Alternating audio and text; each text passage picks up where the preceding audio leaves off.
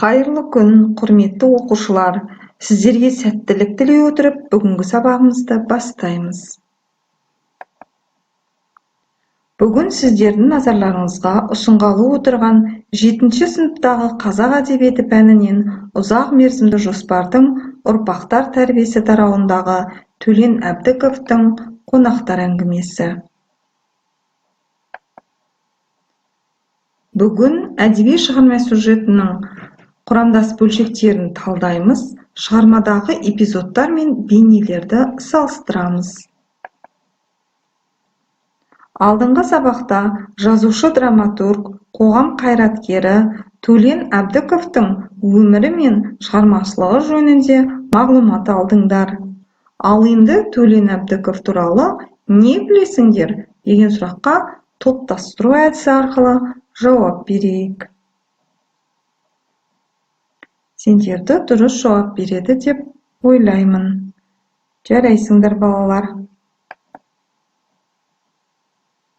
Ал енді жаңа сабағымызды бастамас бұрын мына сұрақтарға жауап беріп көрейік. Адамзаттың ең бірінші міндеті не деп ойлайсыңдар? Осы туралы ойландық па? Расымен алға қойған міндеттерімізді айта берсек өте көп. Дегенмен ең бірінші қай міндет болуы мүмкін? Ойланып қалдық па? Онда мен көмектесейін. Қанаттыға қақтырмай, тұмсықтыға шоқтырмай, сендерді осы күнге жеткізген, мәпелеп өсірген кімдер екен? Әрине, ата-аналарың, дұрыс айтасыңдар. Олай болса, баланың ата-ана алдындағы азаматтық парызы дегенді қалай түсінесіңдер? Я, ата-ананы құрметтеу екен. Ал адамзаттың ең бірінші міндеті де ата-ананы құрметтеу болып саналады екен. Осыны естен шығармасақ.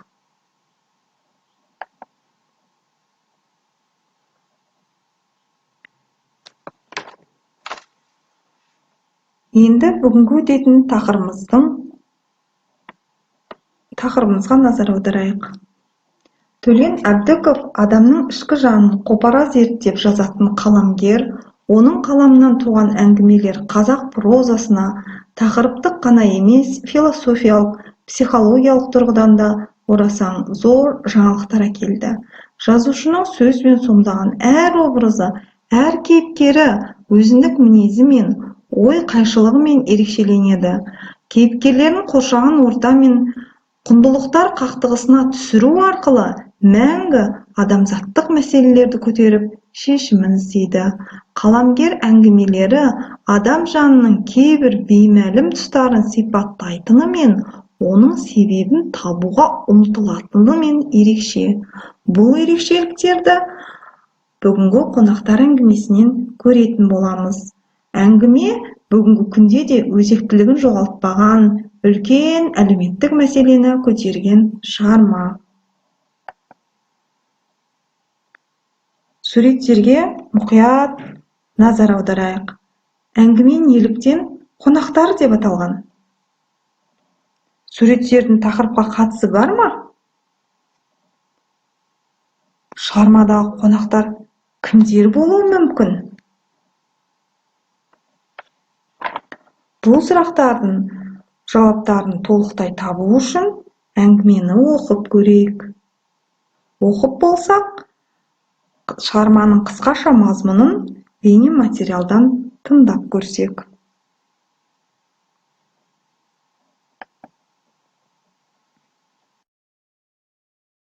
Жазушы Төлен Әбдіковтің қонақтар әңгімесі бүгінгі күнде де өзектілігін жоғалтпаған үлкен әлеуметтік мәселені көтерген шығарма. Шығармада бар жүкті Ерғабыл шалдың ой толғанысы, іс-қимылы, сөзімен өзгелермен қарым-қатынасы көтеріп тұр десе болғандай. Курорттан қайтып келе жатып, соғып кететіндігінен хабар берген, жылына бір рет қана келіп кетер баласы Сапабекті күткен әкенің ойы, арманы. Жаратқаннан күтер тілегі бар, бірақ оны сөз саптасымен немесе қимылымен білдірмесе, ашып көрсетпейді. Ұлттық болмыстан айырылып бара жатқан жалғыз баласы Сапабектің табыстары, жер дүниені кезіп, шетелдерде болып, көпті көргендігі әкі үшін мақтаныш емес. Қол басы, омырау тұсы ашық киім киген, орысша сөйлеп, ауыл тұрмысына жат қылықтар көрсеткен келіні Томаға да қазақша түсінбейтін немересіне де шалдың көңілі толмайды. Ерғабыл шал үшін түтінін өшірмей, қара шаңырақты ұстап қалған ұрпақ қана адал сүт емген, atan алдындағы парызын өтеген бала.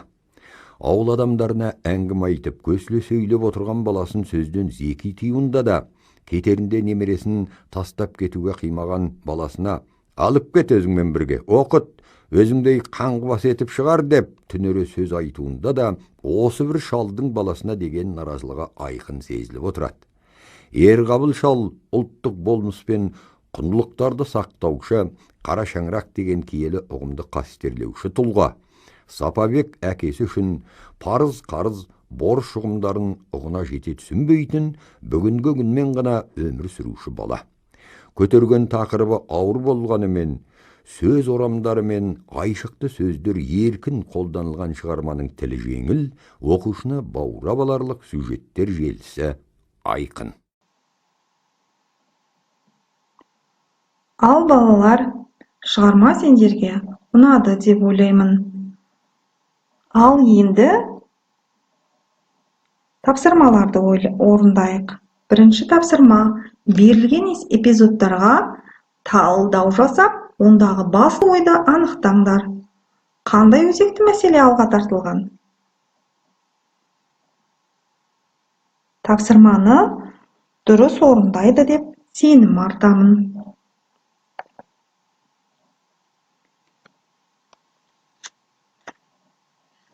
Келесі тапсырма: шығарма эпизодтары бойынша 3 қадам кестесі толтыру арқылы бүгінгі сабағымызды қорытындылаймыз.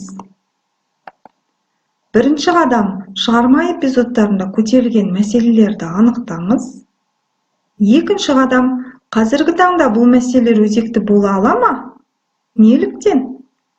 Үшінші қадам: әке мен бала әңгімесінің жараспау себебі.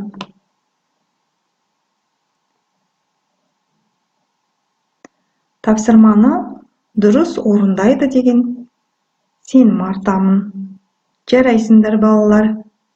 Бүгін сабаққа белсене қатыстыңдар. Сонымен балалар, шығарма неліктен қонақтар деп аталғанын, шығармадағы қонақтардың кімдер екенін білген боларсыңдар. Солай ма? Олай болса, шығарманы талдауды үйде одан әрі жалғастыратын боламыз. Үйге тапсырма: атадан ұл туса, ата жолын қуса игі тақырыбында ой толғау жазыңдар. Сабағымызда көркем сөздің хас шебері, әйгілі жазушы Ғабиден Мұстафиннің ата-ана қадірін білмеген, халық қадірін біле алмас деген сөзімен сабағымды аяқтағым келіп отыр. Сабағымыз өз мәресіне жетті. Сау болыңдар балалар.